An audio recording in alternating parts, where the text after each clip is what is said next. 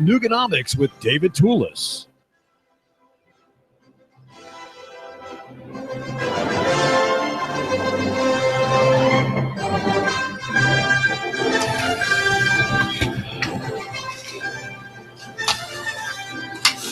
I was talking last night with a son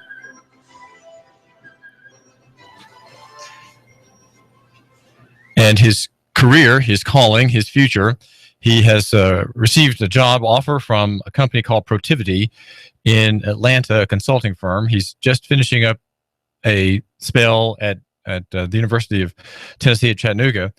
And his offer is to be a consultant for companies around the country that engage Protiviti and to help them secure their IT systems. He's kind of IT help, and he'll be starting his work after he finishes his course of study in computer security at the University of Tennessee, UTC.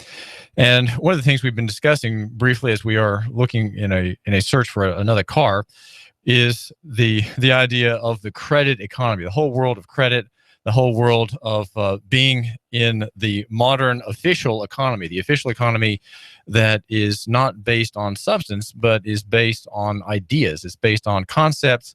It's based on agreements. And the agreements are in the world of credit, and they're done by the application that you make for a credit card, and that extension of credit to you by the giant banking combines of the West of this country are making a profit and extending to you little micro loans through the credit card.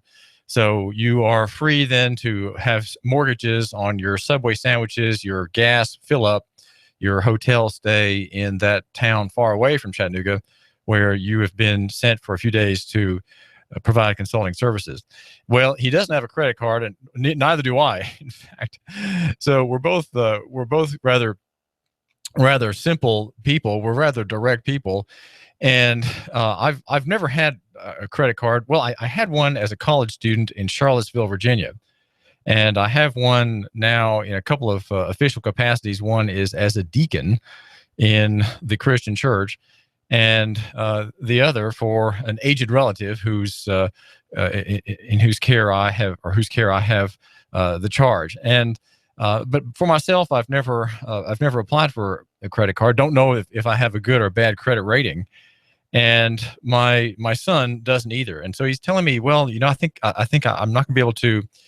I'm not going to be able to register at a hotel or to rent a car apart from a credit card of some kind that's in my name and promises that I will make good on the payment for the service or the product that is my purchase. Well, these are not very exciting points, you might say, but they let me think my way with your help into a story in Cleveland, Tennessee, and it covers the use of credit card skimmers. We have a credit economy, and credit is something which is a diaphanous, filmy idea-sphere substance. It's really not a substance at all. It is a promise to pay, and the man of account, the man of value, gets credit. Right? It is something that people buy from him.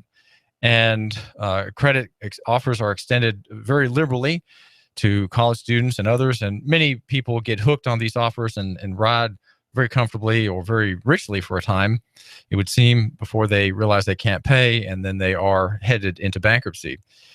And we have an economy here in Chattanooga and Howland County which has a great deal of substance in it, but we're all drawn to the credit world. We're all drawn into feeding the tapeworm economy. That is to say, the economy that feeds off of capital, that feeds off of capitalism, and the genuine power of creating value. And we all somehow have been convinced that if we have debts, we have credit, we have the good name, a name good enough to receive an offer for credit, that, well, we really are very rich. We are a very sound people. And I question this. I question this presupposition, which even I, your host, David Tulis, have shared occasionally, and sometimes my mind lets me slip into this conception that indeed we are a rich and great and wonderful people, and have afforded many things. Look at the gigantic government that we have afforded ourselves. We are still paying on the national debt for programs, social welfare programs that paid for repaving in a rundown government slum in Chicago in 1975. We're still paying on debts that project created, and of course the installation of new toilets in another tenement house on the other side of Chicago. Well, that in 1976. Well, we'll be paying for that one in a year, okay? And we'll be paying for that, and many other good things that the American people and you, my listener, and me, have attained and become sort of quasi owners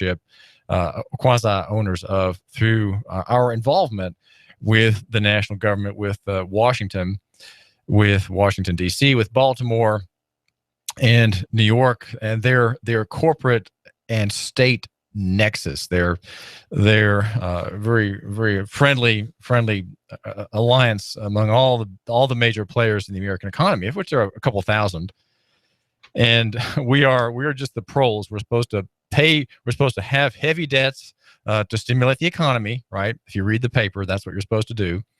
And work for money. We're supposed to work for pay and work for money, not realizing that the wealthy don't work for money. They have money work for them. And the money, we are learning that they have working for them, is not money at all. It's not money. It's just credit. And so the great ones of our national economy are drawing from the credit windows at the Fed and the big banks, the big dockyards, if you will, where banks and mortgage providers and high-end houses of credit hedge funds and big names back their 18-wheelers to the wharf, and the Federal Reserve System effectively brings boxes and boxes and pallets full of money, or you could say cash, into the back of those trucks to be hauled away for disbursement around the country, including here in Chattanooga, Tennessee. Well, the name is David Tulis, and my son, is wary of the world of credit, is thinking, well, if I'm going to take this job with Protiviti, then I probably have to have a credit card because I can't rent a car on cash, even though we're kind of cash people. And there are people who have mortgages when they buy a tank of gas. The story of these very, very bold souls who get mortgages on fill-ups comes to notice in a story by Jamal Williams, and TV reporter. I believe this is at our CBS affiliate at TV 12, and it's about a Cleveland gas pump skimming operation where credit card numbers are skimmed off of cards in their use at gas pumps. These are devices which are furtively placed on gas pumps and copy the transaction that occurs when a man puts in $60 worth of gas in his pickup truck, or the woman who works in the office in the accounts department is on her way home, and she has a little gas sipping Yugo, perhaps, or a Japanese car, a Subaru, and she puts in her $29 to fill up. That number on her card is snarfed away and stolen. And the story on TV 12's website and on the broadcast quotes Matt Jenkins of the Cleveland Police Department, who says, "They are very simple to install. They take just a second or two.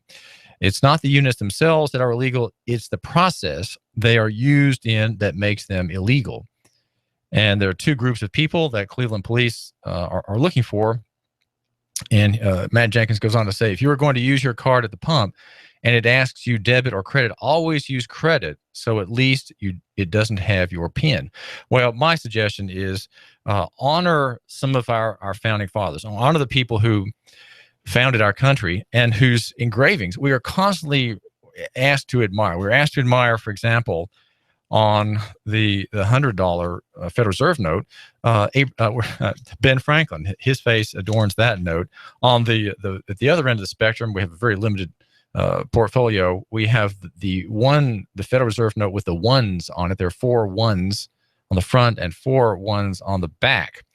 And we are to honor, I suggest, George Washington for the liberties he gave our country, and the liberties which we still enjoy today if we know how, or even if you look on the 10 note, the $10 note, where Alexander Hamilton, the man for whom our county is named, his mugshot is there on the $10. Honor these great founders, okay, and use cash. Every time you give a $50 bill with Grant's face on it, you are honoring the great Union victory against the South. So I say that half in jest, of course, but you can avoid 50s if you want and focus on the hundreds and the 20s and the 5s and the 10s, whose cast of characters may be a little bit more palatable to you, my listener, here at AM 1240 Hot News Talk Radio.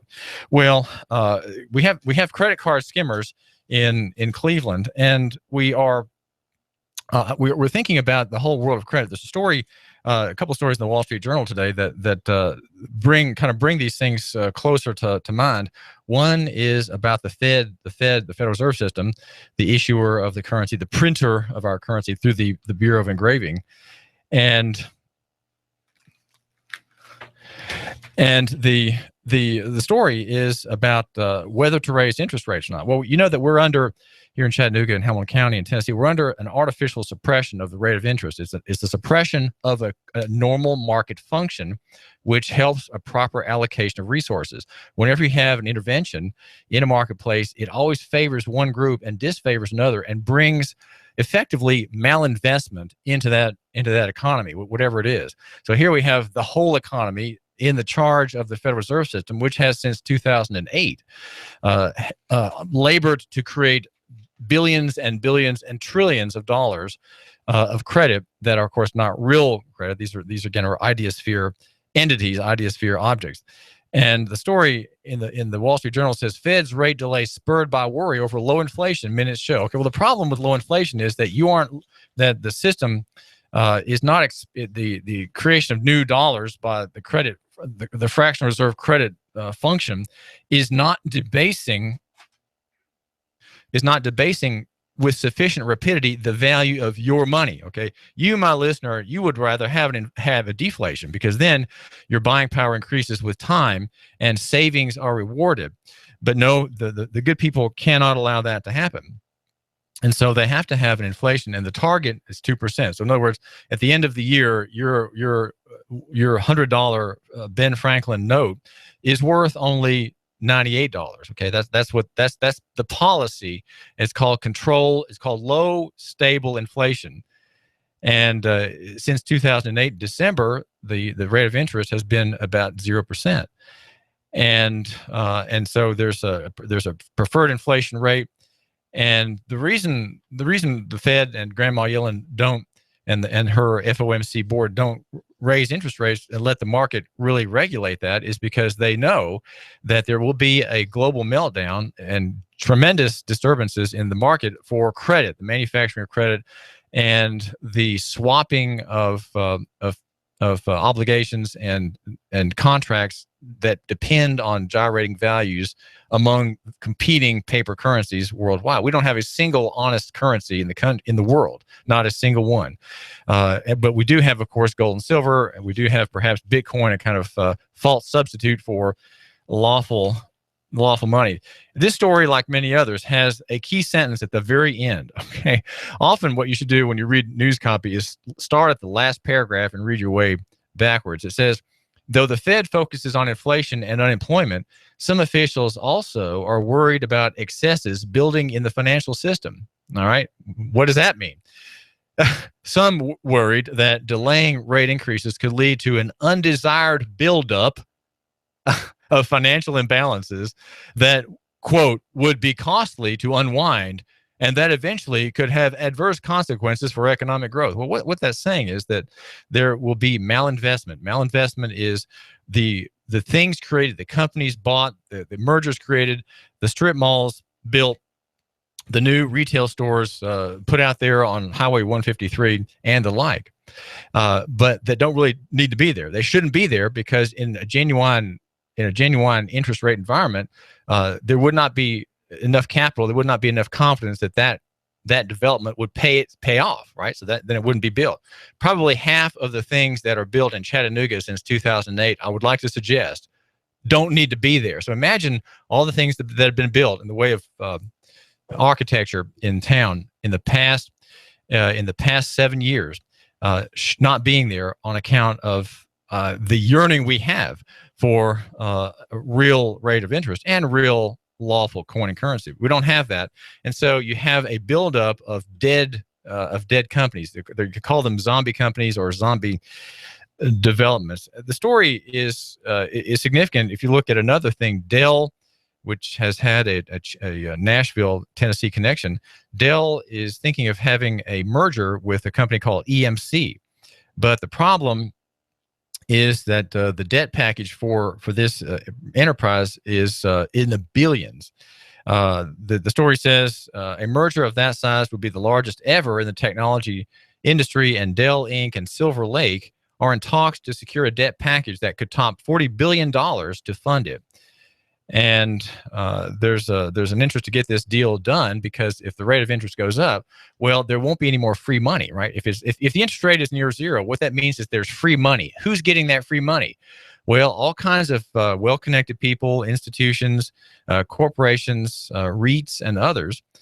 And they're essentially being able to borrow at nothing, at no charge. And downstream, of course, people pay interest. Your mortgage, you pay interest on your mortgage, and there are whole groups of downstream providers that are selling. But if credit tightens, well, the party is over. The booze suddenly is found to be just a few drops left at the bottom of the bowl, and suddenly there's a tremendous hangover in the national economy. So there's a deal planned.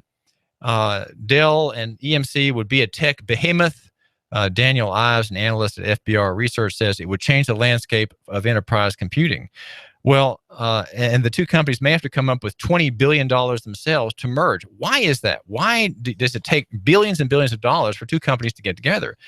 Well, there are things afoot here, and I'd like to make some suggestions out of David Stockman's very fine economic history. It's a book that runs past, let's see how many, it's a book that runs past 720 pages, and I recently finished giving it a very careful read.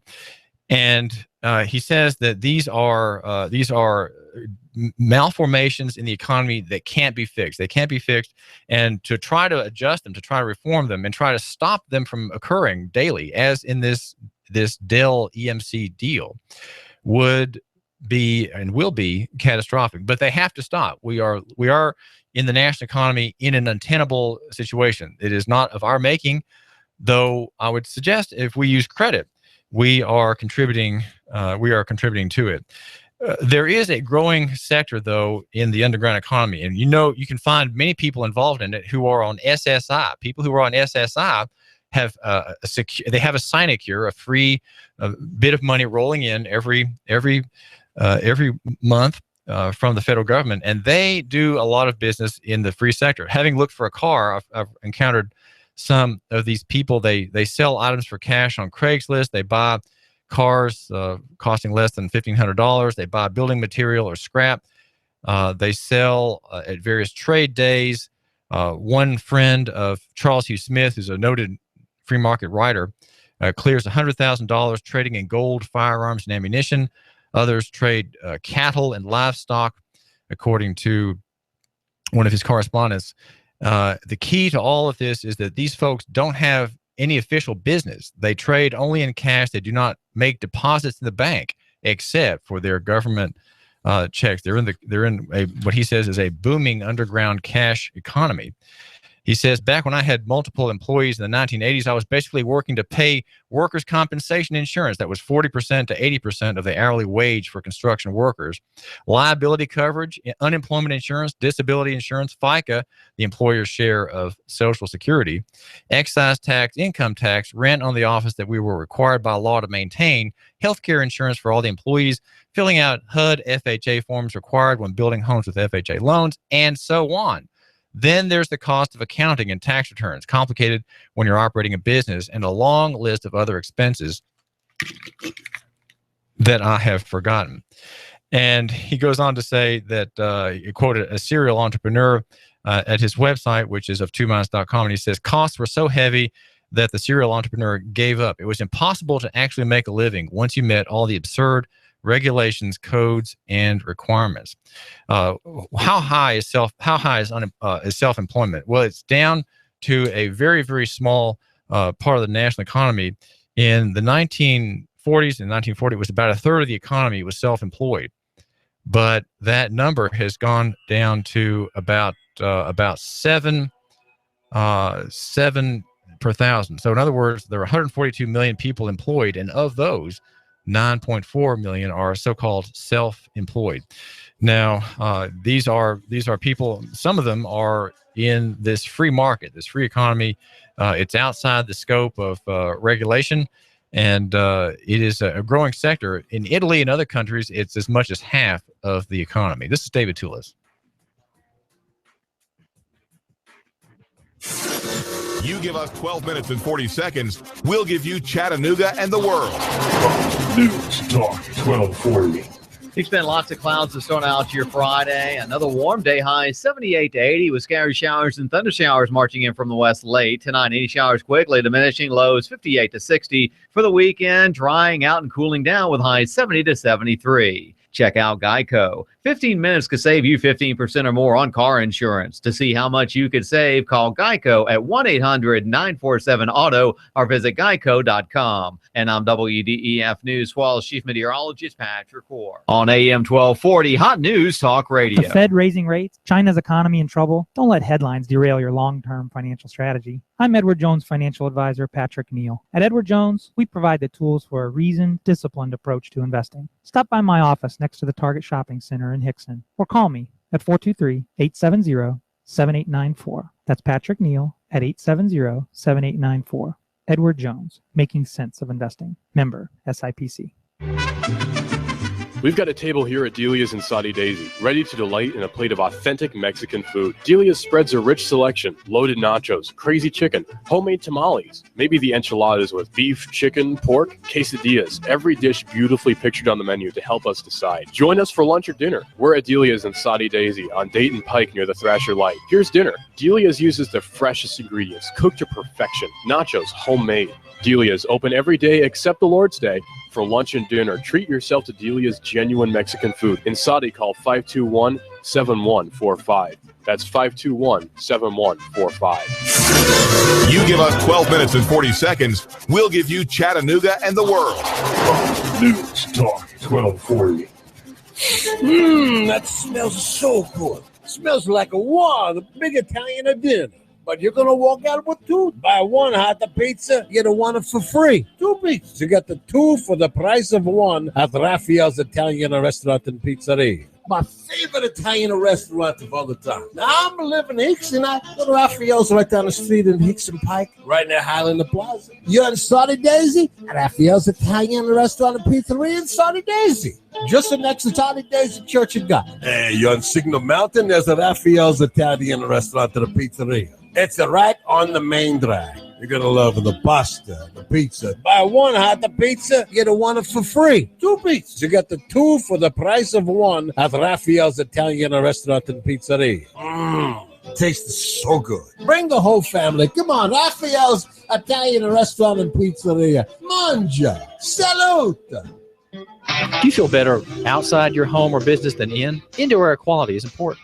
Mildew, mold, smoke, water, and rodent damage are prime causes of poor indoor air quality. Ducts, Indoor Air Professionals, better known as Duct Busters, cleans HVAC systems using 127 definable Duct Busters steps. Let Mark Thompson address the indoor air quality at your business to help reduce employee illnesses. Prevent fires by cleaning your dryer vents. Mark and his parents, Dick and Joan Thompson, have been building our local economy and helping local people with HVAC systems 16 years. Ducts, Indoor Air Professionals. Call 876-9907. 876-9907. Ducks. Call now.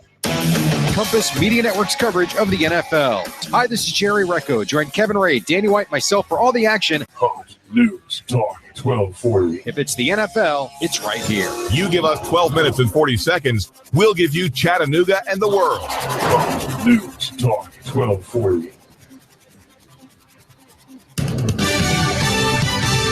Fox News Radio, I'm Lillian Wu. It's the end of the road for the Pentagon's $500 million program to train and equip Syrian rebels.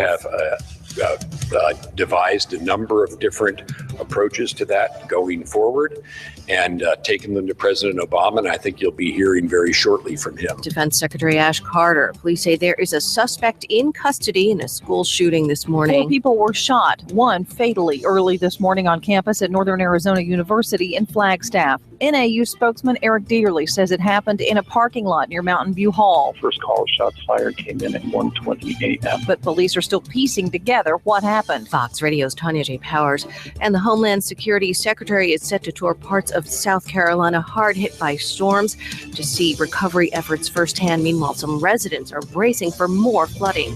Fox News, we report, you decide. You give us 12 minutes and 40 seconds, we'll give you Chattanooga and the world. News Talk 1240. Live from Chattanooga, Tennessee, it's Nooganomics with David Tulis.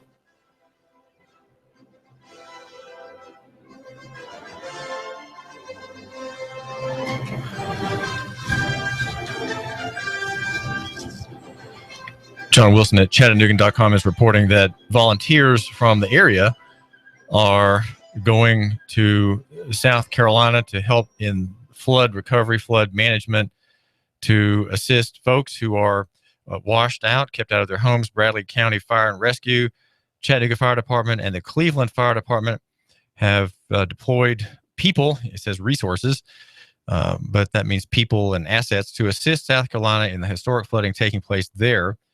And David Talent, Chattanooga Fire Department Special Operations, deployed at 7 yesterday morning as the new task force leader to replace the task force leader that had been deployed since Saturday. That's back here at home. And a new Bradley County Swift water boat team made up of 2 Bradley County Fire Department and 2 Cleveland Fire Department members were leaving this morning. We're deploying here in the area to replace another team that had gone to South Carolina. So it's not quite clear if the new deployments are replacing those locally that have departed to assist, or if they also are assisting. That's not immediately clear to me, so if you'll forgive me for that uncertainty. The name here is David Tulis, and our show is the David Tulis Show at AM 1240 Hot News Talk Radio. We're the station in which you report and the world decides. And on my job here with you is to explore local economy and the free market, and to make the case that you should love your neighbor and buy local. We're brought to you by loco-centric businesses and eateries such as Raphael's Pizzeria and Italian Restaurant. There are three that Rick Esparza runs, one in Hickson, not far from us, just down the street on Highland Plaza, just right near the Highland Plaza, up the slight hill there on Hickson Pike, and in Saudi Daisy by the Saudi Church of God. Call 332-4559. That's 332-4559 to place an order there. And also on Signal Mountain, buy one and get one free in the pizza line. Okay, the pizza line doubles your money and gives a little fight back, you might say, against inflation. And if you are thinking about some of my wariness regarding national economy, you'll get good advice, practical advice from Patrick Neal. He runs an Edward Jones office, a financial advisor here in Hickson. His office is right next to the Target. Well, it's in the next facility to Target, behind the Cohutta Banking Company on Highway 153. The number for Patrick Neal at Edward Jones is 870-7894. That's 870-7894. And my name is David Tulis, and we are looking at local economy and the things that make it happen, that are part of, you might say, independence, part of our constitutional heritage, our free market and capital-oriented heritage. Now, capital is something that comes from character. And even in grievous stories of death here in Chattanooga, you can see character and where capital comes from. It comes from people such as Justin McCary, age 31, and the story at Chattanooga.com, and also by Michelle Herron at WRCB TV, TV3, is of an act of noble courage and self-sacrifice. The story is that he was crossing a railroad bridge, and with a daughter, he was looking for rocks along the tracks on the bridge on Martha Avenue in East Ridge. This was about 2:00 Thursday afternoon. The family members heard a train coming, but the eldest of the two girls got her. The eldest of the two girls got free and clear of danger, but a 10-year-old daughter of Justin McCary had her foot stuck in one of the tracks. They're probably between the tie and the beam, which is the steel rail. Well, her foot got stuck. The dad turned back to help her, and he had enough time to free her, according to Michelle Herron's report, had just enough time to free her and to push her over the bridge. She was pushed over the bridge, and he did that to keep her from being struck by the onrushing train. But he, though, was struck and died. Now, the girl suffered a broken pelvis and internal bleeding. She fell 15 or 20 feet to water below. Doesn't say how deep the water is, and she underwent surgery. It says Wednesday. I'm not sure now the day she underwent surgery. So there's a day error in the story. Not sure what day it happened, but probably maybe should have said Thursday evening, and is expected to be okay. There's a quote here from a neighbor. I think that any of us would have done the same thing. Our hearts go out to them. It's just sad. Donna Edwards says that something like this had to happen. So you have a dad saving the life of his daughter by hurling her, unfastening her foot that's caught, and not able to move quickly enough, pushes her to safety, though she falls into water and has a broken pelvis as a result of landing. And he then is struck and ground to pieces by a train, which, though its brakes are on, is not able to stop with its gondola car, its very long string of gondola cars behind it. Well, that's character. That's where capital comes from. Capital comes from thinking of the other. You, my listener, will prosper if you, in the same way, mimicking the example of Justin McCary, you will have capital. And you do that by putting your customer first, right? Putting your client first. Now, that's also, you're doing that if you're a capitalist and an entrepreneur now. But you, my listener, you're stuck. Okay, I know you're in employment, you're employed, and you need a plan B. Well, how can you take what you know and develop some knowledge, develop an intelligence base with which you can launch your own little business, your own little enterprise in something that may be a hobby, maybe it's something connected with your current work. Maybe you could be employed by your company, but also join as consultant because you have something that you've developed on the side, not part of your employment, not on the clock, but on your own, in which you're going to offer a solution. You see what's happening here? You are thinking about that company. You just happen to work for it. And you have a solution that you're going to be paid apart from your employment, paid separately to manage.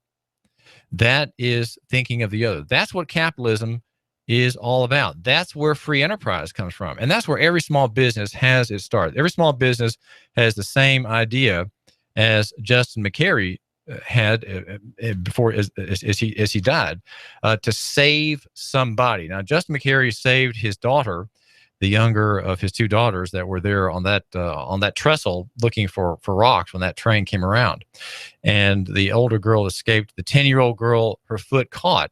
The dad, Justin, age 31, rushing back to help her and to try to loosen her foot so that she might not be killed. And he, in that brief struggle, saves her, but dies himself, crushed to death by the wheels of the freight train with its load of gondola cars in the back, maybe carrying coal or some such. And the marketplace does the same thing. You're always thinking of the other. And of course, my one of the things I offer that's interesting is that that capitalism is based on the claims of the gospel. The gospel, of course, accounts for and recounts the life, among other things, of Jesus, and he, you might say, by an act of imagination, died on the cross for his enemies, for strangers, people who would hate him until, by God's grace, they recognize their true situation, their true plight, if you will, and then repented and believed in him in his official capacity, right, as Savior, and his personal capacity as man and God combined in the same being, the same person, without confusion of the two natures. And that's where capitalism comes from. It's following the example of Justin McCary, or the divine example of the Lord Jesus, thinking of the other first. And that's where the marketplace will prosper if you know things and if you know how to help people. So intelligence is a very important part of that. I've been reading and hearing again a book I read some time ago by Robert Kiyosaki. It's called Rich Dad Poor Dad. And though it has serious problems in what one should want, it makes many good points about being involved in capital and finding ways of being a middleman, having knowledge of how things are going, and then stepping in to say, okay, I want to buy this house from you, a dissatisfied homeowner planning to move, and I'm going to sell it to somebody else. So that middleman is providing a service. He's providing intelligence. He's uniting two people. And though he buys the house, it is just for temporary purposes, and he's going to sell it at a profit. So it's not just that he's profiteering. He's not doing that just because he wants the money. He's doing that because he provides a real service. And I would hope that while many people think just of the money and just of their increase and their cash flow, I would like to think that many others, in the ideal of Justin McCary, 31, now deceased, dead, having saved his daughter, that they are following his example. There was a story that touches on local economy also, and a question that you might think is kind of abstract, but really is very important. How do you set prices? We were talking a moment ago about the artificial interest rate that the Fed has been maintaining in the national economy since 2008. And if I have a moment, I'm going to read a couple of lines out of David Stockman's tremendous history, or recent economic history, explaining why we face a tremendous disaster ahead, and one that cannot be averted. Okay, it cannot be averted because too many people have a stake in the crony capitalist system, in which trillions of dollars of credit are doled out virtually for free, and many people, many companies, institutions, and lobbies have a stake in the system continuing without much disturbance, and yet it's becoming increasingly unworkable, and the debt load becoming unmanageable. The story that should have caught your eye too, as you looked over the morning headlines, you, my listener, here at AM 1240, is about the tow truck driver, and the account is from WCIV television in Somerville. And a tow truck driver is arrested. He's arrested. He's charged. He may be indicted. And what is his sin? Well, it's an economic sin of the kind that people in the Soviet Union and in Red China under the chairman faced. His name is Robert Andrew Boland, and he was towing cars out of the flood zone in Dorchester County.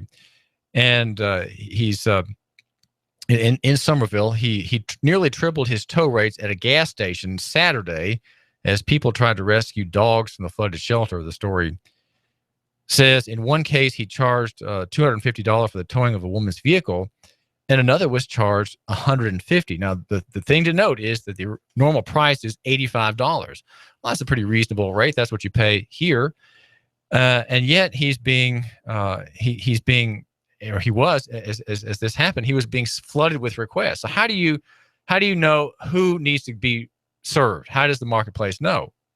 Well, the marketplace knows by the raising of the price, and so an $85 charge is not going to allow the market to allocate the service to which is limited to an overly large number of petitioners who want the service. So you have to say, okay, well, all right, $85, everybody can afford that and everybody wants it. So who do I go for? How do you, without being arbitrary, how do you pick whom to serve? Do you pick the pretty woman to serve with a child in the back seat, or do you pick the old woman Do you pick the business executive with the loosened tie and the dirty jacket? Who goes first?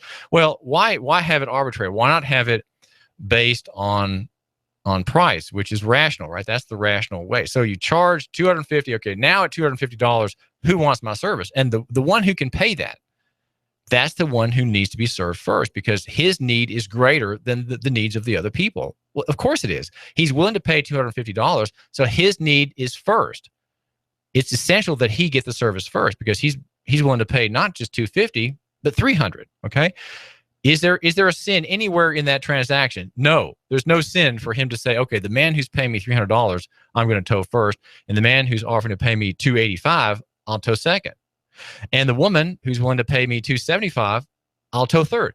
There's nothing wrong with that. There's no sin there. Absolutely no sin at all, except perhaps maybe the woman should come first, but then the left is going to attack you for being a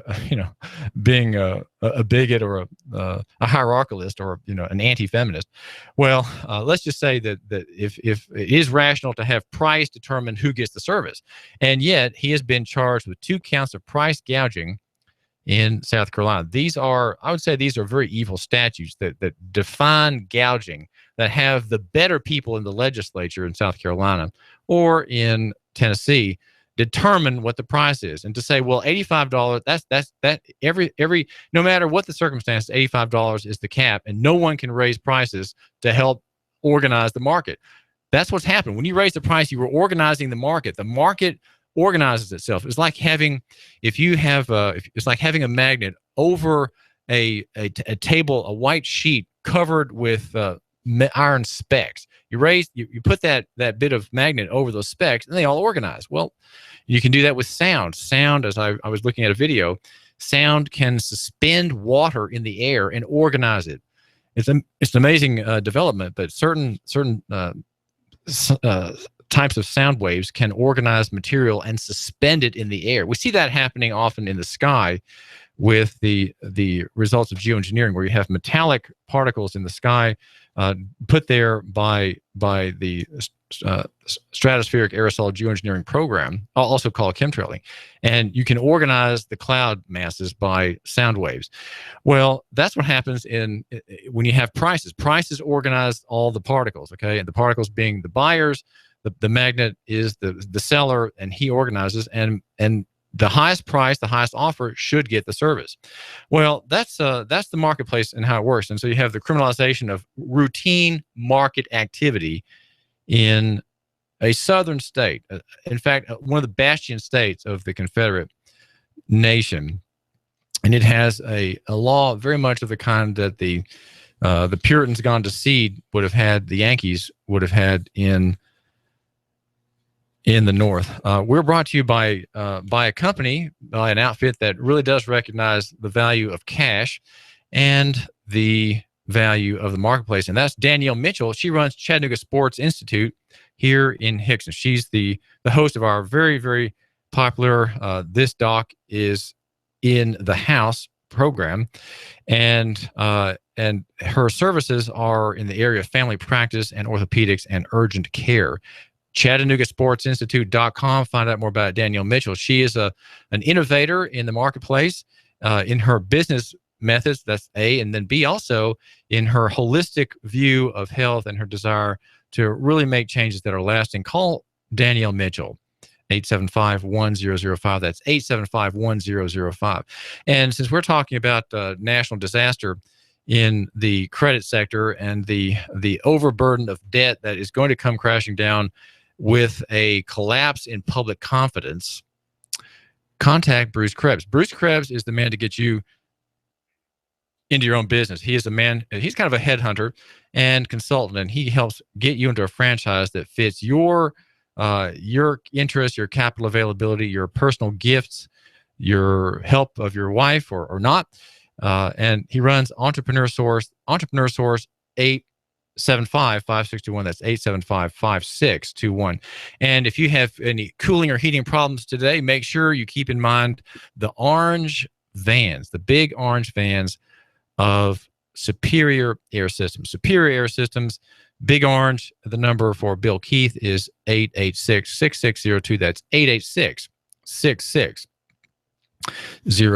My name is David Tulis, and we're here at AM 1240 Hot News Talk Radio, and we are dissenters. We fight the world of ideas, or in the world of ideas. And everyone's telling me that far is better than near, that big is better than small, and that complex always beats simple. And even in the footnotes, they're going to struggle with you, my listener. And they're going to tell you that corporate is better than personal, and that abstract is better than personal, than physical. I don't agree with that. I think that this is a mistake. I think that amassed together, they give a picture of the national economy. The local economy is just the opposite. Near is better than far. Small is better than big. Simple than complex. And again, where the fleas fight with javelin and scimitar, personal is better than corporate, and physical is better than abstract. My name is David Tulis. I'm a former newspaper copy editor. I worked more than 24 years as an editor at the Chattanooga Times Free Press, making myself useful to help the business editor and the business writers look good. I was the man who handled the business section of the paper, and glad to be in the radio business. I'm the owner here at AM 1240 Hot News Talk Radio. And, our station is very loco-centric. We are Nooga-centric, and that is a non-trademarked word. Feel free to use it. Nooga-centrism, and that's what I do here, making the case for the provincial mind. The man who's not a consumer, but the man who trades, right? The man who trades, who pays cash, who stays as far as he can, as my son, David, is thinking of trying to keep doing, staying as far as he can from the tapeworm economy, the economy that eats you out from the inside, that saps your strength, that turns the idea of capital into folly, right? If you have free money, and you don't have to have character, well, then the ideas of capitalism really are just so much folly. And I'm concerned for us because we're here in Chattanooga and Hamilton County. We face the loss of half of our net worth, maybe more. Some people, will be devastated financially in the rolling thunder that is ahead in the markets, and others will lose half. So what do we do? How can we not placate the demons of reality that are there waiting for us? We can't placate them. We can't stop them. So what do? Well, I think we need to liquefy. I'd say, in short, and I tell this to people who are my advertising clients. I say, well, I've got one listener on my show. Well, they're still here, right? They're still here talking to you. And that man is thinking in the direction I am. And it is in this way: divest national, meaning sell national, and invest local. And that means invest in yourself first, and invest in local businesses. We need capital in Chattanooga. We need not hot capital. We don't need idea-sphere money of the kind that comes out of the fractional reserve banking system, the Fed, the credit unions, the savings and loans, the banks, the various lending mechanisms. We need to have honest capital that is invested locally, and not hot money, but existing capital. And because the check into cash industry, I think, largely uses existing capital and it's not fractional reserved, it is really more honest than banks, despite its bad name. Well, we are members of Trade Bank of Chattanooga, and I think you should call Jürgen Mutz to find out more about that. It's called Trade Bank of Chattanooga. And the number is 877-2202. That's 877-2202. On Hickson Pike. Jürgen Mutz would love to talk with you about the benefits of membership. And we here at AM 1240 Hot News Talk Radio, we are members of Trade Bank, like trading in Trade Bank dollars. It's all by debit card.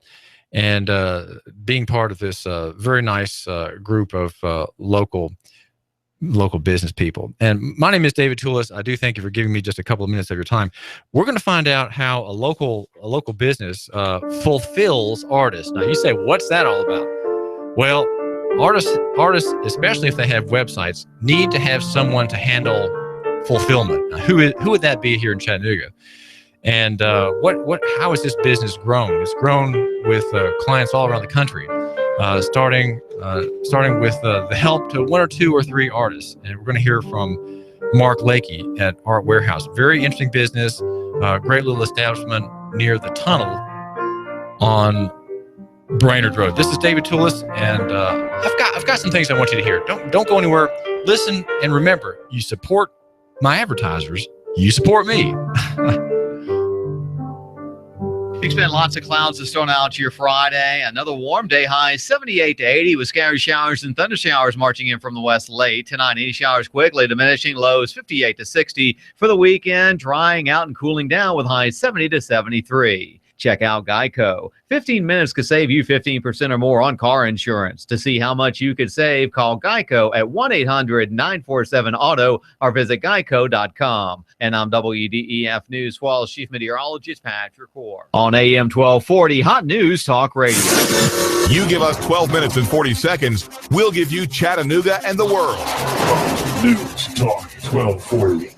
Tired of insurance companies? Tired of doctors that won't spend time with you? Do something different. Leave the sick care model of medicine and come to Dr. Danielle Mitchell, the Chattanooga Sports Institute and Center for Health, where we're interested in long-term health solutions, not the quick fixes. Come see me, Dr. Danielle Mitchell, at the Chattanooga Sports Institute and Center for Health. I'm all about the long-term healthcare solutions and doing what's best. On the web, you can find me at ChattanoogaSportsInstitute.com. That's ChattanoogaSportsInstitute.com. Or call us at 875-1005, 875-1005, or find us on social media, Facebook, Dr. Danielle Mitchell, or the ChattanoogaSportsInstitute.com. Let's go, ya! Hey, all you gun enthusiasts! Carter Shooting Supply has just bought a crazy load of guns and is having a crazy huge sale event. Going on now, a huge inventory of Smith & Wesson, Glock, Ruger, and Taurus, all on sale. Taurus guns have a mail-in rebate for $25 to $50. All long guns and all ammo on sale, too, just in time for hunting season. Come in and take advantage of this crazy huge sale event.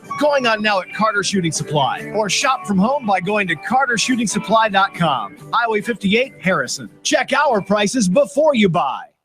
Are you tired of working in corporate America, or have you recently lost your job and would like to consider owning your own business? If you are, please call me, as I can help you look at franchises or business opportunities that fit you, the economy that we're in, and the type of businesses that are right in the greater Chattanooga area. After I help my clients find the right opportunity, I also help them find the best way to finance the business, including paying yourself through the startup phase. If you would like to learn more about opportunities that may be right for you, please call me for a free assessment. My name is Bruce Krebs at the Entrepreneur Source. Phone number is 423-875-5621.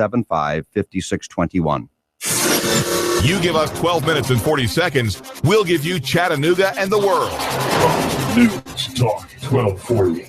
Cell Surgeon, an affordable quick fix for your smartphone and tablet in the Northgate Mall next to Old Chicago Pizza. We do the best quality work. We have the best customer service, the most competitive prices around. Cell Surgeon, a painless operation to fix your sick device. Well, if you have a cheap charger or something that's not really designed for your phone, it can mess with your battery. It can actually fry your phone. So you need to make sure you have a quality product that's going to be designed for your phone. Cell Surgeon, your smartphone doctor's in the house at the Northgate Mall next to Old Chicago Pizza. If you charge it in the morning and, by noon, it's at, 50% under normal use. That means your battery's pretty much dead. And once you've reached that point, it starts to deteriorate. Cell Surgeon, call 423-668-0100 or go to cellphonerepairchattanooga.com. We do free estimates. If your phone's not working properly, bring it in. We're more happy to take a look at it and diagnose it and see what we think is wrong with it at no charge. Most phone repairs can be done in 30 minutes or less. Cell Surgeon, an affordable quick fix for your smartphone and tablet in the Northgate Mall next to Old Chicago Pizza. Don't take it in the bathroom. Don't ever put it in your back pocket. And don't charge your phone while you're sleeping. Cell Surgeon, an affordable quick fix for your smartphone and tablet in the Northgate Mall next to Old Chicago Pizza. Call 423-668-0100 or go to cellphonerepairchattanooga.com. That's cellphonerepairchattanooga.com. Cell Surgeon, your smart device doctor is in the house.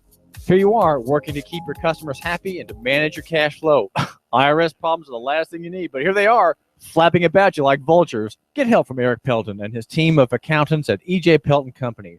Audits, letters, proposed return changes, 1099s, penalty threats. Pelton Tax Resolution Services brings peace of mind and helps you keep more of what you've earned. EJPelton.com. Offices on Brainerd Road and in Soddy Daisy, just north of the Bilo. That's E.J. Pelton. Call 622-3156. Think ahead, 622-3156. You give us 12 minutes and 40 seconds, we'll give you Chattanooga and the world. WSDT Sunny Daisy, Chattanooga. CBS News, I'm Frank Centopani. House Republicans have been meeting for the past hour to see if they can reach a consensus on a new speaker. The lack of support from the party's far right wing forced Republican leader Kevin McCarthy to bow out abruptly yesterday. 2012 vice presidential candidate Paul Ryan is under growing pressure to jump in, but he doesn't seem interested. CBS's Nancy Cordes tells us some other names are in play. Newt Gingrich, Mitt Romney, perhaps Eric Cantor, who was defeated in his primary last year, would come back. But it's unlikely that this idea is going to go anywhere. A short time ago, Congressman McCarthy said there's a good chance that Ryan would agree to become a candidate for the job. On his way into the meeting, Ryan told reporters he had nothing new to say. House Speaker John Boehner is due to step down and to retire from Congress in 21 days. President Obama's visit to Roseburg, Oregon later today to console the families of 9 people killed in a mass shooting last week isn't sitting well with some people in town. David Jakes puts out a local newspaper. I think he's come to recruit family members that will support his anti-gun agenda. CBS's Pam Colder has more on the story from the White House. The Roseburg shooting prompted the president to again ask staff what more they could do to enforce existing laws to curb gun violence. And one option under serious consideration is requiring high-volume private gun dealers to get a license and do background checks. After the Sandy Hook shooting, he issued 24 orders to address the problem, and some say they've had limited impact. Gunfire erupted early today on the campus of Northern Arizona University in Flagstaff. University Police Chief Greg Fowler says the shooting in a dormitory parking lot left 1 person dead and 3 others wounded. It was 1:20 in the morning, and several students just became involved in a confrontation with each other. We don't know the facts yet about what brought them together or what caused the confrontation. The once-in-a-thousand-years flood that inundated Columbia, South Carolina, has finally reached low-lying coastal areas. CBS News correspondent David Begnaud is in Andrews, South Carolina. There are homes that are underwater. There's a man who lives just down the street who told me that the water was rising at about 1 inch an hour. Forecasts call for as much as 1 inch of rain tonight and tomorrow in some parts of South Carolina. With little to show for a $500 million plan to train and equip moderate Syrian rebels, the Pentagon is moving on to Plan B. The tactics may be different, but Defense Secretary Ashton Carter says the strategy is the same. Enable capable, motivated forces on the ground to retake territory from ISIL and reclaim Syrian territory from extremism. The focus will be on working with the Kurds and other friendly forces. Violence in Israel and the Palestinian territories is escalating. There have been at least 4 attacks today, 3 by Palestinians, 1 by an Israeli. In early trading, the Dow Industrials are up 45 points. This is CBS News.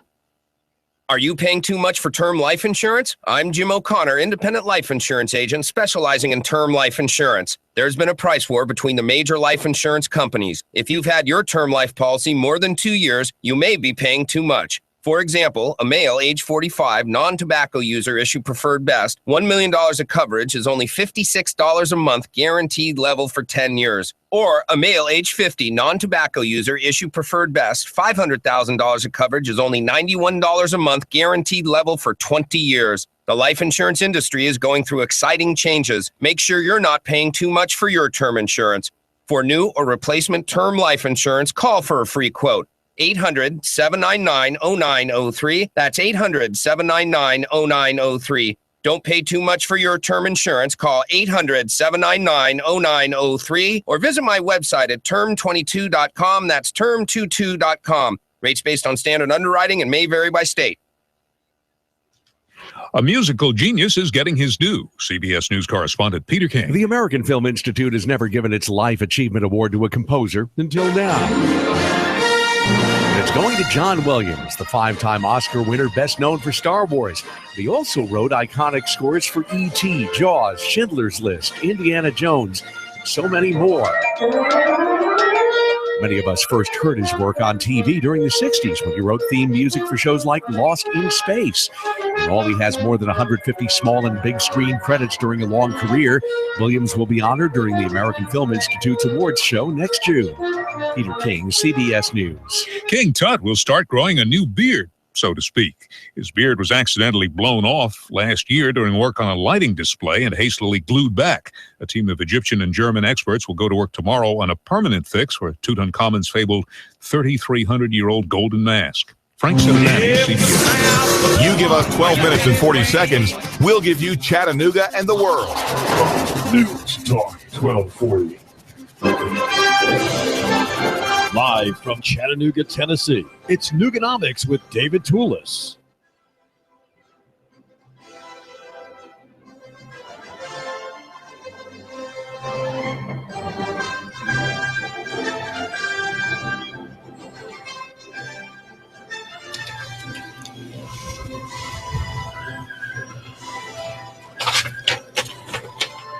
What are artists like when they're not fulfilled? What are artists like when they can't get their work, their product to their customer, the customer who has made a purchase by credit card through the artist's website? Well, fulfillment is something that Mark Lakey and his wife Leslie and a couple of non-family folks who are full-time workers at the Art Warehouse do. That is what this couple does at the Art Warehouse on Brainerd Road, just on near the entrance of the Brainerd Tunnel, coming through Missionary Ridge. And the goal is, as Mark Lakey will explain to us, art fulfillment with at the same time being open to the public. So you have a kind of a technical service to artists in the commercial world, and at the same time in the same business, in the same great open space, lined with photographs and paintings, you have display of artists' work here in the Chattanooga area. Mark, welcome to our show. Thank you, David. It's nice to be here. Well, tell about art fulfillment. How is an artist? What is an artist like when he's not fulfilled, Mark? Well, an artist comes to us primarily to help him in his business, because an artist generally can't afford all the infrastructure that we contain in our building. So it's they get a full service helper and workforce, and they only have to pay for it as they need it. So we're typically there for the artist and photographer to empower them and give them the tools they need to be successful. Well, how do they need to be empowered by you? Well, typically an artist is a creative, and so they're not technical, and they need technical help, whether it's in the manufacture of the reproduction of their work, or it's in the production of a website that contains the store so that they can sell copies of their work and or the originals.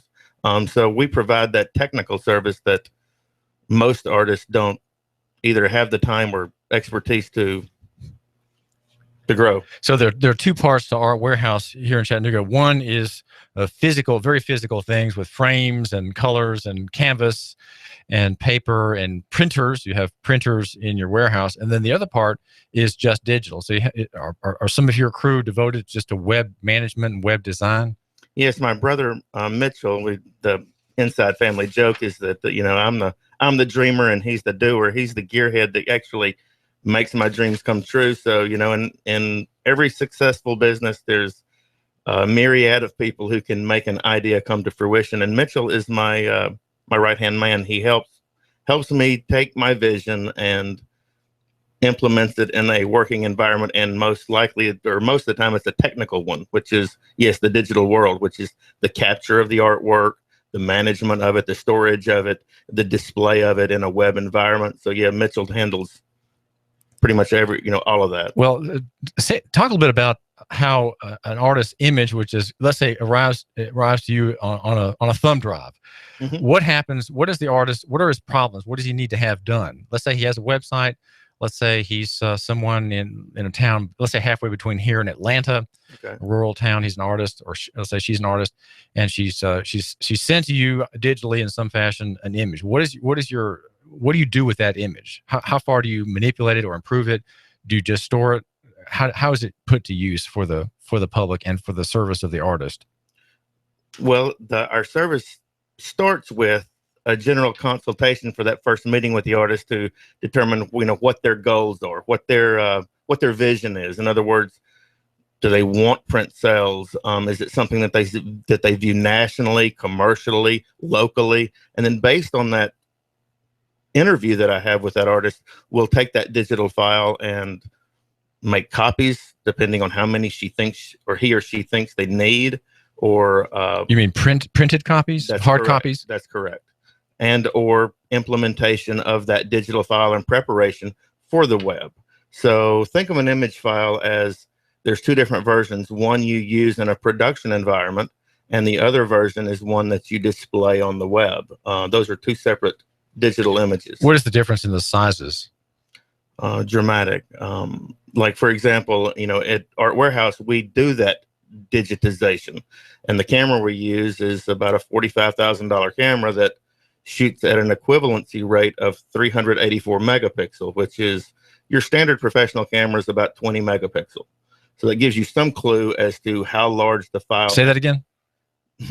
An average professional photographer's camera is around 20 megapixel, upwards of 40. Is that, and that refers to the depth of the dot pattern in a square inch, or what is that? What is the 20 megapixels per square millimeter, or what?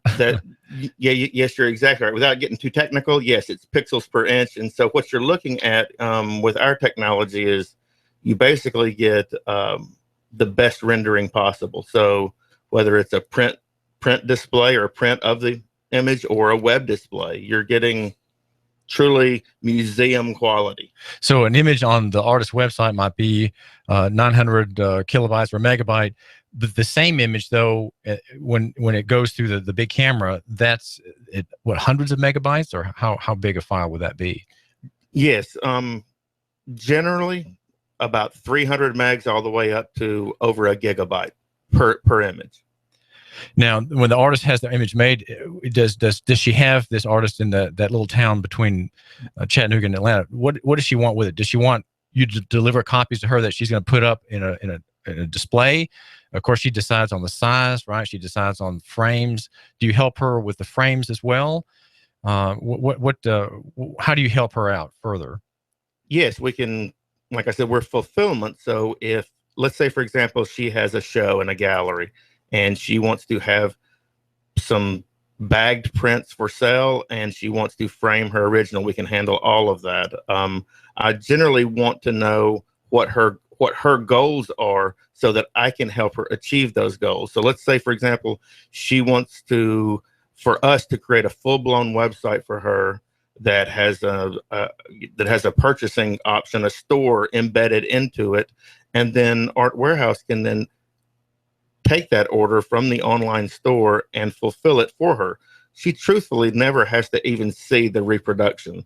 We get the order in-house, we manufacture it, we package it, we ship it to the end customer, white label. So you then get revenue from her work. You take your commission, and she gets a check every month. Is that how that works? That's exactly right.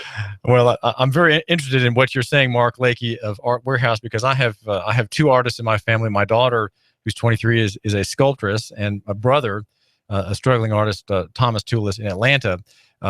Very much, I think, would benefit from the kind of services you provide. All right, so you're kind of a tiny Amazon in the art world. Is that is a fair characterization? Well, it's the easiest characterization I can come up with from the standpoint of we provide all the services needed to make an artist and or photographer as successful as they can. Now, are you an artist too, or how did you get into this field, Mark? I grew up as a photographer in school. I photographed, all through high school, was editor of the yearbook. And so, yes, I grew up in a dark room with smelly fingers and learned photography as a craft. And I've been blessed to work with much smarter and much more talented people than myself. And I use that experience. But, truthfully, I'm as concerned about helping an artist be successful as I am about knowing how to use my talents. It's really the implementation of my services that make me more excited about helping them grow their talent. Are you ever sought for artistically by artists, Mark, or is it all just technical? And do you have a yearning somehow to be more creative in what you do at Art Warehouse? That's a good question. No, generally, yes. I mean, from a creative standpoint, they want my advice. They want a fellow artist's opinion, and I give them my opinion. And my opinion is based from a creative side, yes, that I quell probably more than I should, but yes, I want to help. Now, your wife Leslie also works at Art Warehouse along with your brother Mitchell, the man who makes everything happen technically. Now, Leslie, does she handle the retail and you do the commercial, or is it the other way around? How do you allocate the work with all these artists from around the South? Leslie primarily handles, yes, the retail public, and tries to keep me as buffered as I can be, because yes, I do handle more of the commercial accounts, but David, as well as anyone in small business knows, we all wear all hats. And, from one moment I can be handling a major corporate account in Nashville or Atlanta, and the next I could be scrubbing the toilet. So it's all hands on deck. Well, can you tell us about some of the artists here in Chattanooga, Mark, Lakey, with whom you work? Yes, I work with, like, for example, Kevin Bate, who is the local muralist that's doing the mural on Macaulay for the fallen, and we implement his website and offer prints through his website, and so we do all the white label work for Kevin. Super nice guy. I get inspired when I see artists that take on bigger than life jobs. That it inspires me. I'm not ashamed to admit that. My business is to help them, but truthfully, in the grand scheme of this relationship, we end up helping each other equally, and sometimes from an inspirational standpoint, I'm the greater benefactor. Are all the artists you work with, Mark, in the second dimension, or are there any who do sculpting or 3D projects? Some. We don't. We're primarily two-dimensional because sculpted work is not easy to reproduce except for a 3D printer, and 3D printing technology has not gotten to where the average public thinks it probably is. It still has a ways to go for a sculpted work to be reproduced properly, but who knows? We may get into that more as we speak. We do photograph 3D work for artists for their websites. So yes, we do help, but yeah, 2D is our primary business. What are some areas or niches that you've slowly gotten into that are serving more people in the South? How have you expanded your range of services, and maybe you could give some examples?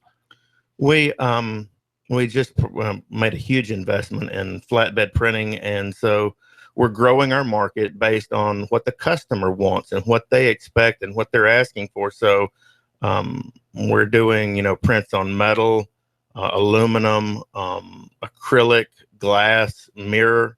So we're printing directly to those substrates now, which gives our customers the ability to basically dream whatever they want to dream. And our investment also allows us to print pretty much any size that the customer needs. So, well, how big would that be? Huge. So if we did it in pieces, we could cover the side of a building. So, but generally speaking, in one print, 60 inches wide by 30 feet long. So yes, it's. Well, have you had any orders for something that large? A couple. What do they depict? Mostly commercial, typically photography. When we're doing a commercial account, I've done one or two logos that large, but generally speaking, it's for photography, and it's for a corporate feel. Typically a corporation will want a calming, relaxing, welcoming feel in their entry or their boardroom. And so we'll help them implement that. And so you print, in the case of that foyer of the corporate office, you say there's a scene. So what did you print it on, and how did you mount it on the wall? It wasn't printed on the wall directly, obviously, but was it glued on there or taped on there, or is it just placed on there because you printed on something stiff? Yes, we can put on some cases we printed on canvas and we'll stretch them on a stretcher bar and mount them to the wall that way. We've done, like, for example, an Aztec Corporation off of Russell Boulevard. We've done several what's called a phototext print, where we'll print on a removable adhesive and cover a wall with. And what Aztec likes to show is, their equipment in operation around the world. And so we'll help them, That's portable concrete plants, road building equipment, and the like. That's exactly right. Very, very heavy machinery. Very amazing company. Very large. very, very large. Much larger than the average Chattanoogan realizes. It's a huge corporation with ties to the military. Most of the roads in Afghanistan are being built by Aztec equipment. And have there been any military type scenes that you've processed for the company? No, not yet. All domestic, civilian roads and the like, That's right? correct. Yes, because they are at this point, multinational in themselves. Well, what happens when work piles up and you can't get to it promptly, Mark? How do you find people to help you? Are you trying to pin me down or something? Well, we're small business, so we'll work way into the wee hours of the evening if we have to. It's like I said, all hands on deck. So it's not uncommon for us to work 12, 14 hours a day. My listener would like to know about when you need help in a pinch. Do you have the idea that maybe internships or apprenticeships would be useful, helping someone to learn your business so that they can, eventually be a part of it, but also you're trying to help people out, young folks who want to find their way in the art world. What about apprenticeships? Can someone learn your business, Mark Lakey? Yes, I have had a few apprentices, or I've mentored seniors in college through their last year, and that's a very enjoyable thing for me to do, because generally speaking, they're in an artist-minded career, whether it be photography or painting or something, and I love to get them into Art Warehouse to show them where the real world meets the creative world, and give them some tools and skills to hopefully be successful when they graduate. So if my listener has an 18-year-old daughter, let's say at Lee University, interested in the arts, that young woman could possibly to be in an art world where there's a business connection, she could apply to you for an internship or an apprenticeship. Correct. You're suggesting. And generally speaking, my approval is based on an interview. And so if I think that I can help or they would be a good fit, then yes, I will allow it to happen. But of course, you want that person has to be really working for you. It's not just a warm body absorbing things. That's a warm body whose hands are busy getting orders together and meeting deadlines, right? Well, I would want them to want that. I'm here to mentor them, but truthfully, I would want that coming into the relationship. I would want them to have that desire of, I'll do anything to learn. Is Art Warehouse profitable? Yes. Very. Now, you've been in the field for 15 years. That's when you started Art Warehouse, and it went open to the public 8 years ago. Correct. How long did it take you to reach profitability, when you could actually make a living off of your revenues, Mark? And I'll have to give you the short version. So what we'll do is, when we started 15 years ago, we were wholesale only. We did all the same things we do now, but for the trade. In other words, when you walked into a subdivision in Denver, Colorado, and it looked like someone lived there, we were the company that made it look like someone lived there. Well, you and I both know what happened, about 8 years ago when the economy crashed, housing market dumped, and we were left holding the bag. We were not diversified at that point. And so we basically had to reinvent ourselves, diversify. So I changed our business plan, and that's when we became open to the public. Now, are there artists whose live original works are in the warehouse as well? Some. We don't run Art Warehouse as a gallery. We support local galleries. And so, yes, we'll typically show off some work, but typically we try to refer any business art purchases back to the artist or to the gallery. But there are in the front, I'm trying to remember now what I saw when I came to see you. There are things that come in the front window that are original works. That's correct. Right. Yes, they can. The public can buy photography and art that we have, and 99.9% of all of that is local. It's representing someone local. A big late question. Is there a difference between photography and digital imaging? That's a philosophical question. You have a minute. Okay. It's photography in and of itself. The definition is the capture or the recording of light, whether it be chemically or digitally. So truthfully, no, there's not. It doesn't matter how you capture light. You capture light with your eyes. So that would be. But on film, Mark Lakey, which you learned as a young artist, there's a commitment made on the film that can't be changed. Whereas in the digital form, there's constant total manipulation that's possible. Right? The constant redefining, re-editing the image. You are correct. And you're limited with film. You're very limited. Is film more genuine? Not necessarily. Film can be manipulated in the darkroom, and I've proven it. And most old photographers like me know it's true. Yeah, but it's very, very limited. It's very much on the margins, Mark Lakey, I think. There's some tricks in the darkroom, but yes, you're right. Digitally, the door's been open to creativity. Well, if my listener's daughter needs a phone number, what can he pass on to her, please, Mark? 423-697-1823. Mark Lakey, thanks for joining my listener me here at the David Tulis Show. Nooganomics.com, our prime sponsor. Thank you, David. Mark Lakey runs Art Warehouse on Brainerd Road, a place where artists find fulfillment. This is David Tulis. I've got some things I want you to hear. Just hang on. Listen in. You give us 12 minutes and 40 seconds, we'll give you Chattanooga and the world. News Talk 1240.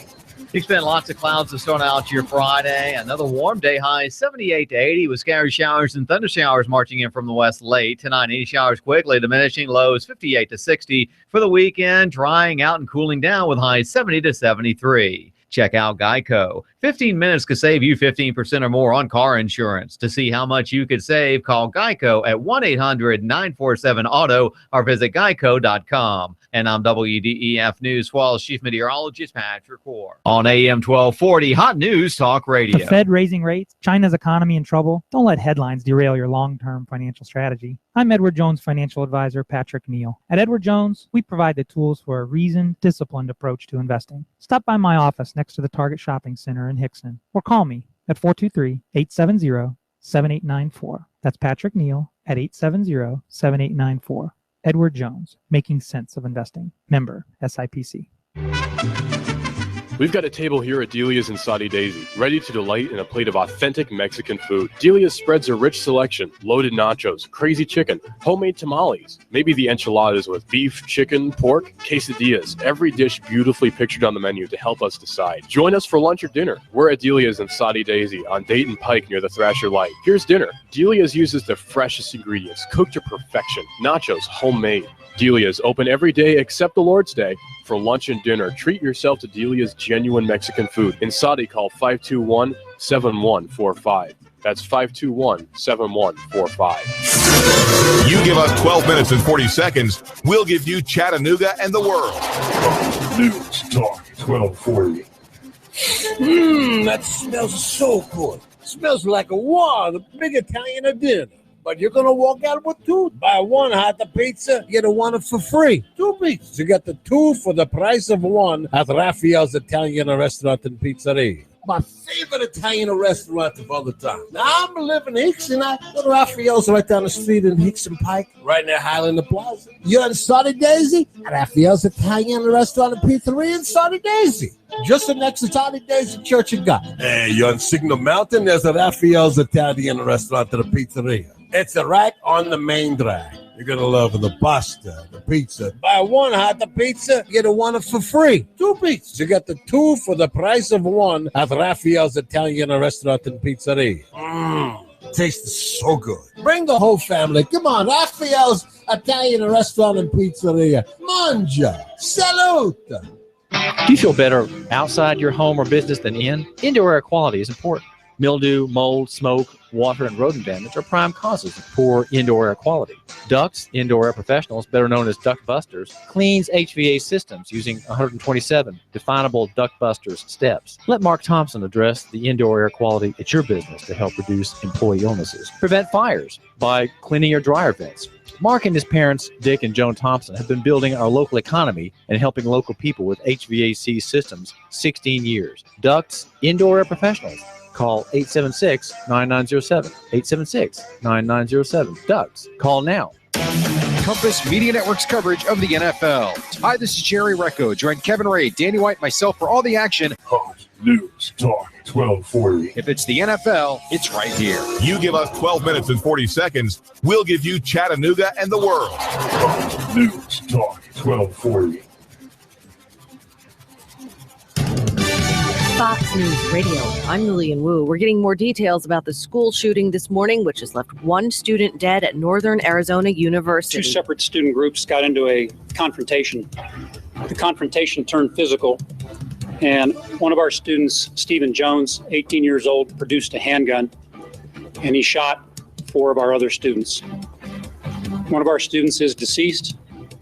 The other 3 are being treated at the Flagstaff Medical Center. NAU Chief of Police Greg Fowler says Jones is in custody.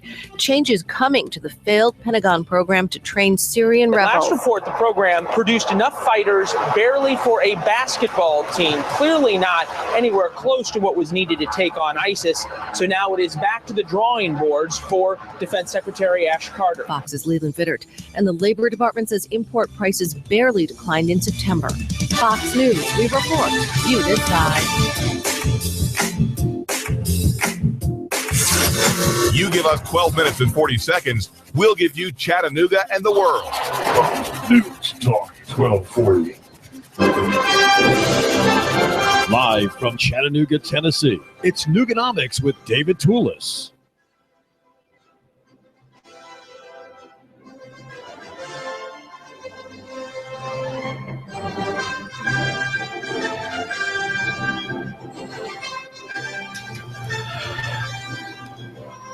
The only credit card I've had in my own name was when I was a student at the University of Virginia. It was a Sears card, and I remember buying a few household items in my second year when I lived, I think, off of Cabell Street or Cabell Avenue in Charlottesville, and I had that card for a year or so, and then I got rid of it and have not had a credit card since. I don't know what my FICO score is. Now, you might think that that's a very odd thing to be a modern man who doesn't know about his FICO score and doesn't care.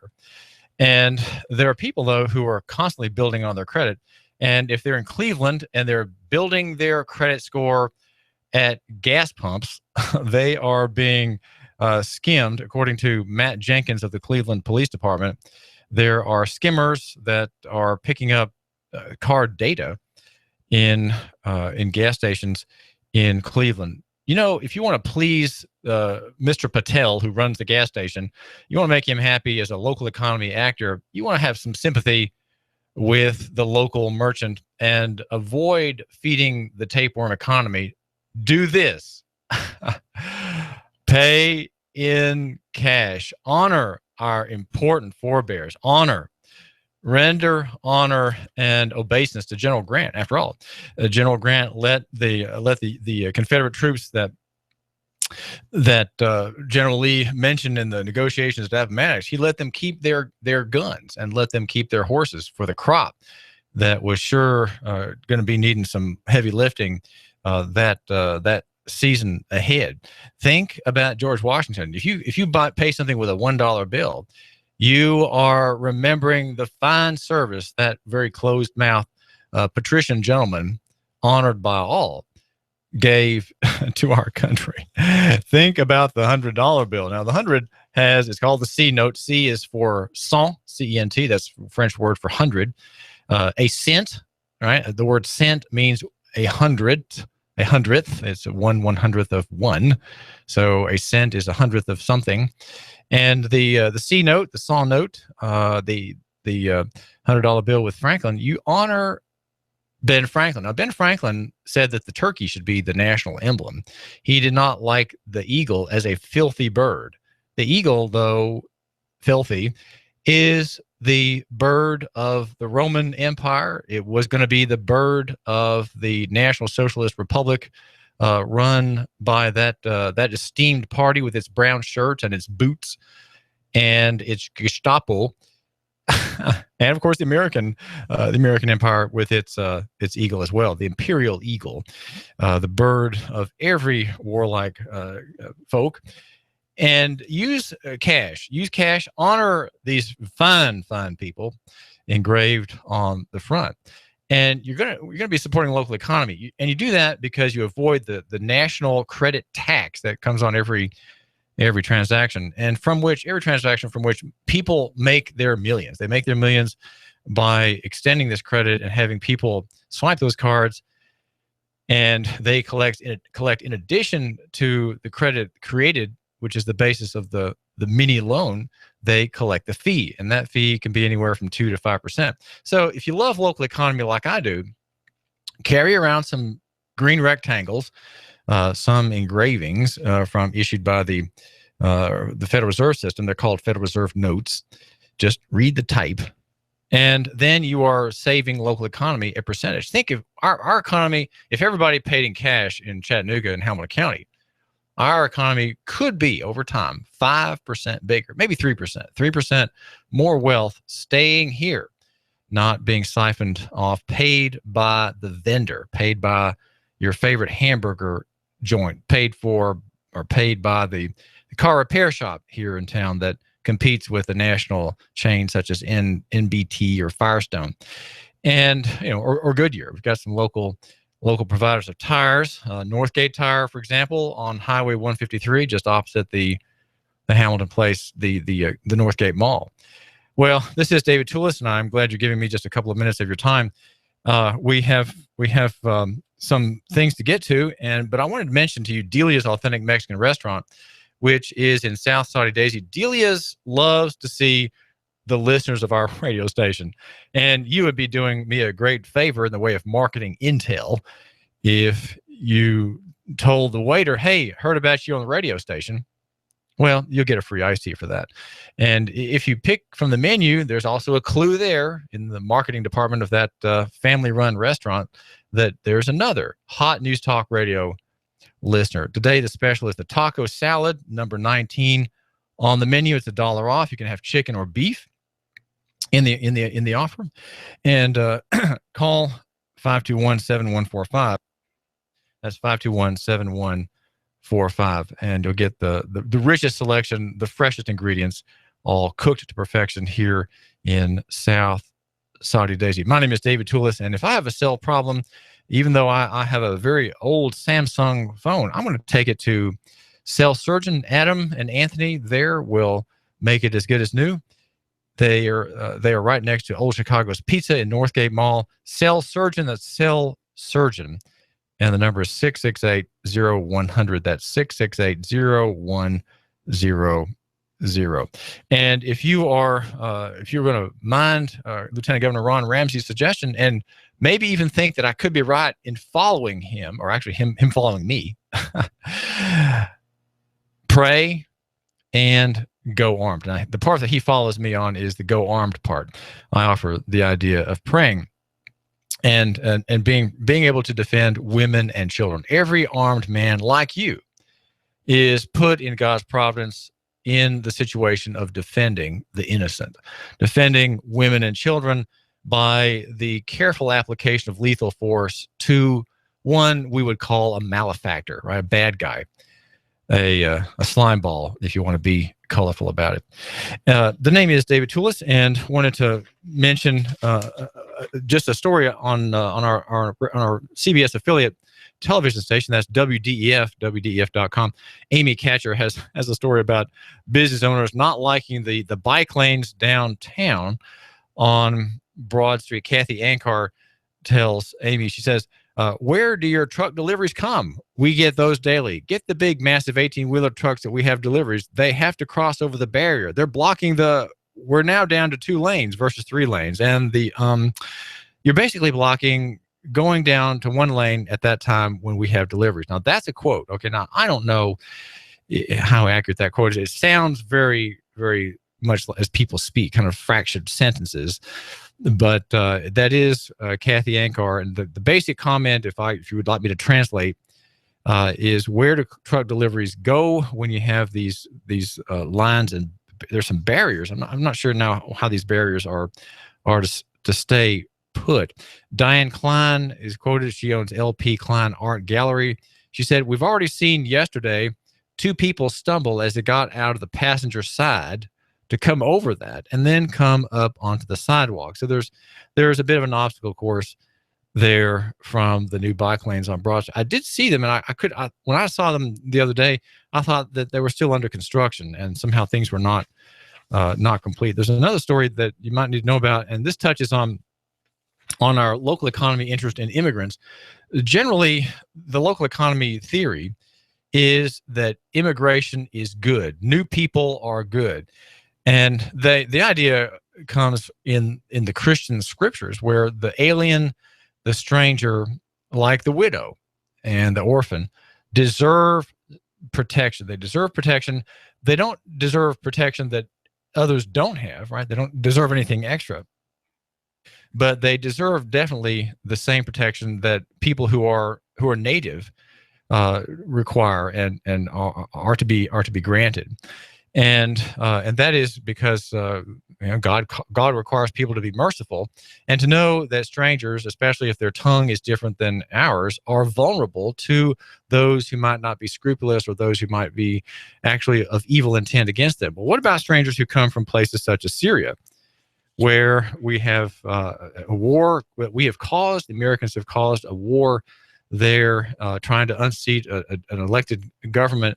Bashar al-Assad being a man who's always been very benign in his dealings with Christians. He's a Muslim, but as Saddam Hussein in Iraq, very benign to Christians, the best people in his country.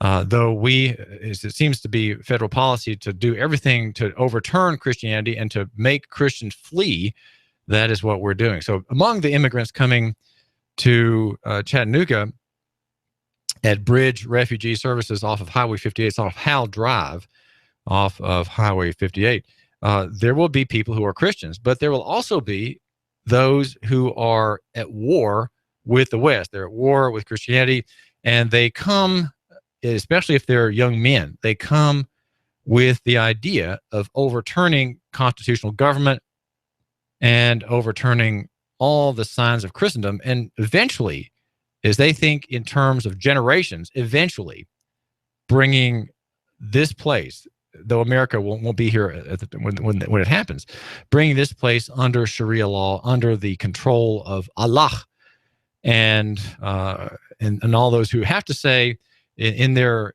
outward form at least, they have to say that there is no God but Allah and Muhammad is his prophet. That's what every Muslim agrees upon. And what that means is, even in that bare summation of the Muslim creed, of Mohammedanism, there is the claim that we are going to win and we're going to destroy you, the Christian, and you, the overweight secularist, with your consumption, your debts, your alcohol, your pornography, and your Wall Street. We're going to destroy all of you. Now, here in Chattanooga, we have a woman named Marina Beshterianu. Sounds as though she may be a Bosnian or a Serbian origin. She gives an interview with Kelly McCarthy, who is a reporter for TV3. That's WRCBTV.com. And Mrs. Beshterianu says that there will be normally there are 80 to 100 refugees come here every year, and she's expecting that number to increase as this organization, which is the only local affiliate registered with the Yankee government, will be taking Syrian refugees and refugees from that part of the world, some of whom are in flight because they are facing destruction from ISIS and other groups, some of whom are supported by the American government. They are refugees, but others are those who are here to make war. And those are the ones President Obama, who is a member of the Muslim Brotherhood, according to an author I've interviewed. He wants there to be a slow turning of this country against Christianity and toward Islam. And so here in this area, the good, the bad, and the ugly will be coming through Bridge Refugee Services on Howell Drive. And so there's a story by Kelly McCarthy on TV3's website. I suggest you look at that interview online and hear about what she said about what's coming here. She said, so we're in the first step of people who have the firsthand knowledge to determine what is a reasonable number. So again, we have a quote here on in TV reporting, which is kind of hard to understand. It's very colloquial, very idiomatic, and we are not sure exactly what that means. But when you hear the interview, it makes perfect sense. It's just when you read it, it seems to stumble over itself. Well, on my just bring you up to date on the work here at Nooganomics.com. I'm the editor of Nooganomics.com. It's the website for the man who matters. And I've been busy lately, and I've been writing about a topic. Now, on the front page of the story I want you to look at, there's a very, very pretty girl, okay, a very, very attractive young woman. She's a Fox TV reporter in North Carolina. Her name is Julie Grant. She's holding a jar. Okay, she's holding a jar. Now, I'm going to ask you to do something. I want you to go to my website and look what's in the jar. Look what's in the jar. Look at her pretty face and her smile. And she's pointing with one red painted fingertip to the jar that she holds in her other hand. And behind her is some heavy equipment. What is the heavy equipment? What is in the jar? You need to find that picture and you need to read the story. It's something that is really remarkable. And though she is a pretty face on a TV tube in North Carolina, the story about which she is discussing is something taking place here. It's taking place here, and you need to find out who she is and what she's holding in her hand. It's in a jar. There's a cap on the jar.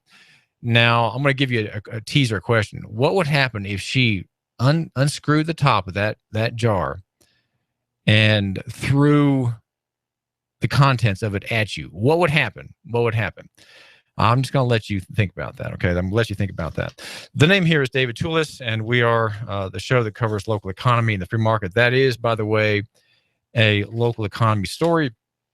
It is, in fact, a global story, and you, my listener, are getting the advantage of my reporting on it. And some of it's really remarkable, though I'm not offering original material in the way of research. The material is of other people and their research, and of a powerful and important industry that is affecting your health. It's affecting your health, and I would say not for the better. I mentioned cash a moment ago about those card skimmers in Cleveland and skimming off credit cards. I always pay with cash, and that's because I'm a simple person. My thinking is we need to have more simple people in our country, and we need to go back to older ways of doing things. And in the cash economy, in the personal economy that some would say is the underground market, the gray market. Another word would be the free market. The story that has caught my notice today in this whole world of CAD, the idea of cash and making payment or not making payment, right? If you have a credit card and you're a big capitalist, you're not using cash at all. In fact, there's very little capital in the system.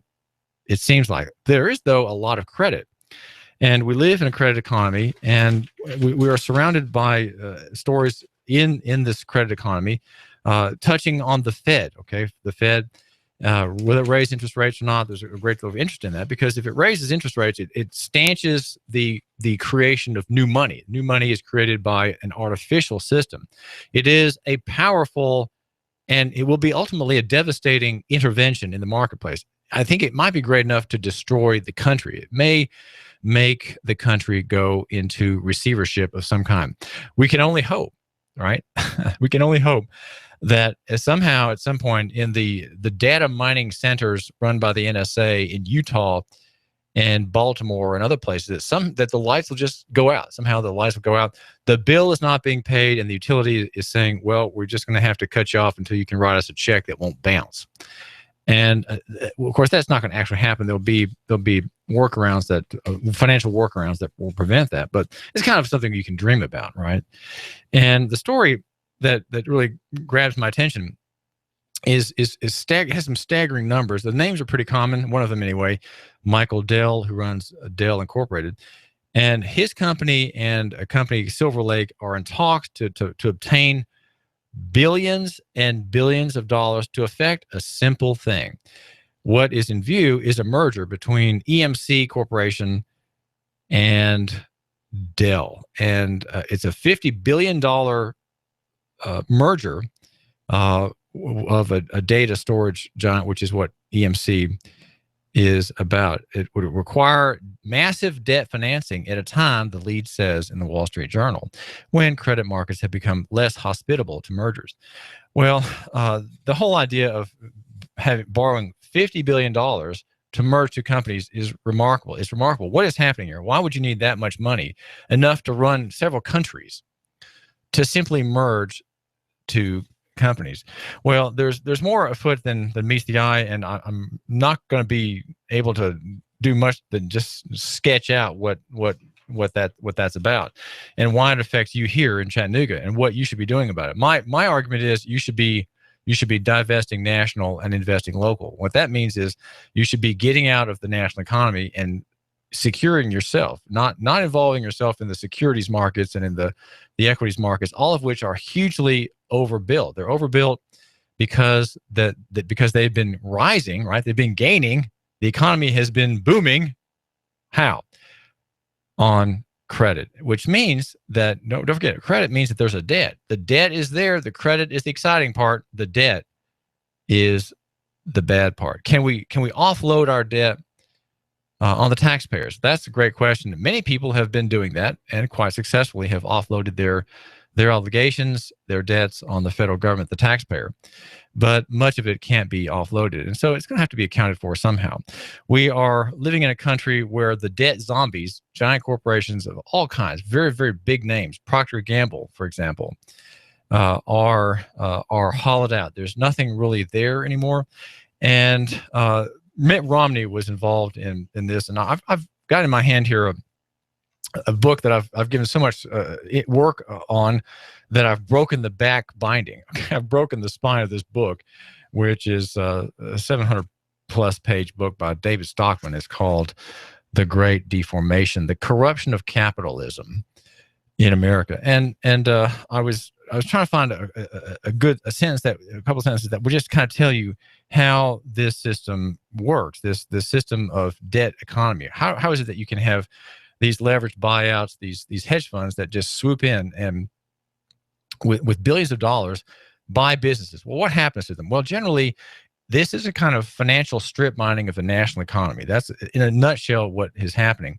He says in one chapter touching on Bain Capital, he says, so the vast outpouring of LBOs in recent decades has been the consequence of bad policy, not the product of capitalist enterprise. And I had learned about this firsthand during 17 years doing leveraged buyouts at one of the pioneering private equity houses, Blackstone, and then my own firm. The whole business was about maximizing debt, extracting cash, cutting headcounts, skimping on capital spending, outsourcing production, and dressing up the deal for the earliest, highest profit exit possible. Okay, that's Bain Capital was nothing more than a vehicle for leveraged speculation that was gifted immeasurably by the Greenspan bubble. Alan Greenspan, the former chairman of the Federal Reserve System. It was a fortunate place where leverage got lucky, not a higher form of capitalist endeavor.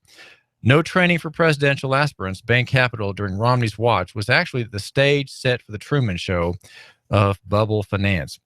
He says the startling fact is that 4 of the 10 Bain Capital home runs ended up in bankruptcy, and for obvious reasons. Bain got its money out at the top of the Greenspan boom in the late 1990s, and then these companies hit the wall during the 2000-2002 downturn, weighed down by the massive load of debt that Bain had bequeathed them. In fact, nearly $600 million, or 1/3 of the profits earned by the home run companies had been extracted from the hide of these 4 eventual debt zombies. The most emblematic among them was a roll-up deal focused on down-in-the-mouth department stores and apparel chains that were falling by the wayside in small-town America due to the arrival of Walmart and the big-box retailers. Bain invested $10 million in 1988, and 9 years later, it took out 18 times its money. That is a $175 million profit. And there's more like that. And Stockman has in a way, he kind of annoys me. He always has a bird's eye view on these dealings, and sometimes not enough detail on the inside. But that's the economy that we live in, and to merge 2 companies takes $50 billion. How can that be? Well, if the number staggers you, just think about it. Just think about why that much money is needed. Well, it's needed because money's not worth anything, and is created by the trillions of dollars by the banking sector, and somehow it's going to have to be, as they say, paid back.